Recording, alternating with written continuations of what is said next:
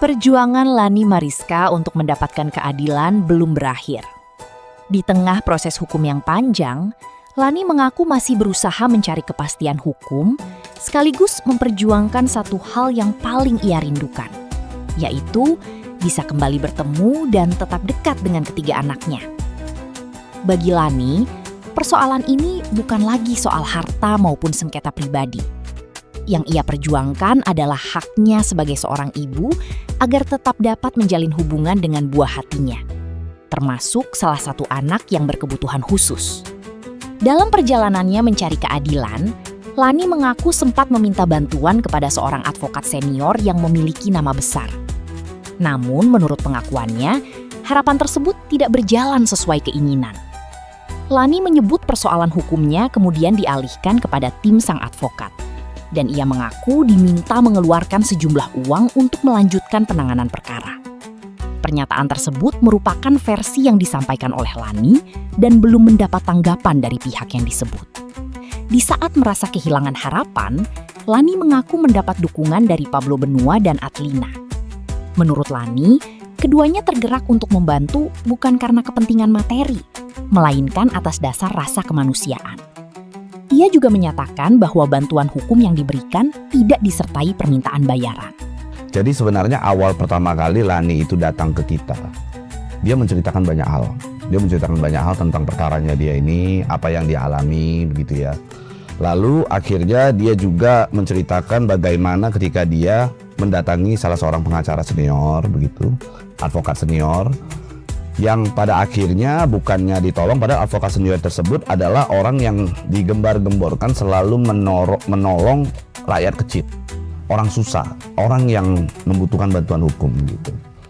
Akhirnya dia dari ketemu sama si advokat senior ini malah dialihkan ke yang 911 itu loh. Nah akhirnya setelah dia ke sana, malah ujung-ujungnya Lani menceritakan justru meminta uang,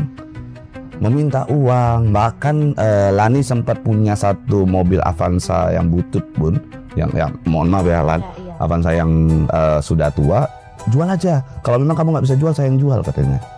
Itu orang-orang yang 911 itu. Nah hingga pada akhirnya Lani menceritakan, kami ini tergugah hati kami. Ini kok jadi begini persoalan, karena dari pihak 911 itu juga menyatakan bahwa ini persoalan pengen diviralkan ya, atau diminta viralkan dulu baru mereka mau pegang. Karena kan biasa tuh kalau di sana itu sama si advokat senior ini, dia tuh perkara yang viral dulu baru dia masuk. Nunggangin lah gitu. Ya. Nah, kalau bahasa anak zaman sekarang, lu pansos lu ya, yes, gitu. Begitu. Dan itu kan juga disampaikan anaknya kan. Nah terus akhirnya si Lani bilang, Pak Pablo bisa bantu viralin nggak? Sampaikan ke saya. Saya bilang, saya ini advokat profesional. Saya tidak pernah mau persoalan ini untuk kita gembar-gemborkan, kita viralkan. Karena saya masih percaya sama hukum di Indonesia ini bisa ditegakkan. Tergantung bagaimana kualitas pengacaranya. Saya sampaikan begitu. Akhirnya benar Bun, kami laksanakan serangkaian upaya mulai dari pengajuan gelar perkara khusus di Wasidik Bareskrim Polri. Alhamdulillah, dua hasil daripada gelar perkara khusus. Yang pertama ada dua laporan. Yang satu dituduh 372-378 penipuan dan penggelapan. Yang satu lagi adalah dia dituduh perzinahan. Oke. Yang dituduh perzinahan dihentikan karena tidak terbukti. Dan yang satu lagi terkait dengan 372-378 tadi yang penghinaan dan penggelapan.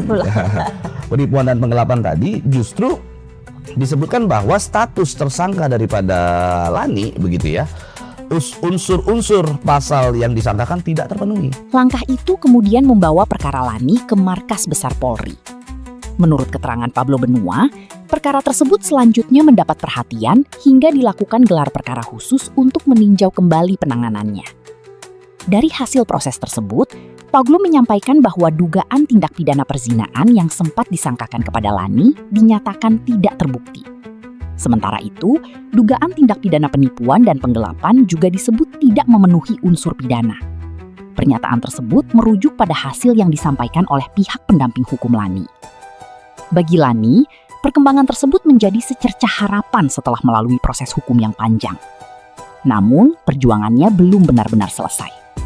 Ia masih berharap persoalan hukumnya dapat memperoleh kepastian secara tuntas, sekaligus membuka jalan agar dirinya dapat kembali bertemu dan menjalin kedekatan dengan ketiga anaknya. Kasus ini pun menjadi perhatian publik, karena tidak hanya menyangkut persoalan hukum, tetapi juga menyentuh sisi kemanusiaan tentang seorang ibu yang ingin kembali hadir dalam kehidupan anak-anaknya. Sementara itu, seluruh perkembangan perkara tetap bergantung pada proses hukum yang berlaku dan keputusan resmi dari aparat penegak hukum.